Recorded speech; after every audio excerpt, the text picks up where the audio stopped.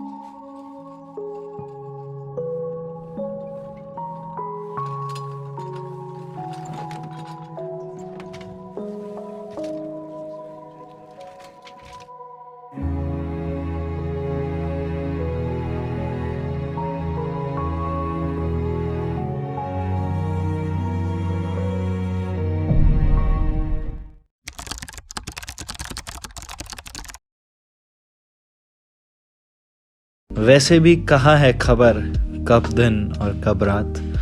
21 दिन सोचो तो ज्यादा नहीं, जल्दी ही कट जाएंगे।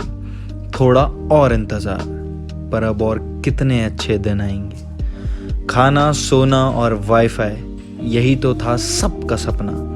मिल गया तो अब कैसा है ये रोना धोना। एक्सट्रोवर्ट्स का तो हाल ही अब क्या कहना। वीडियो कॉल से अभी तक खबर है कि कमीने दोस्त तो जिंदा है। पता है दिल्ली के मोमोज और मुंबई के वड़ा पाव लोगों से खफा है। अब तो मदद के लिए भी आ गई है सेना। Divided we stay safe, united we sneeze, यही है अब समझ लेना।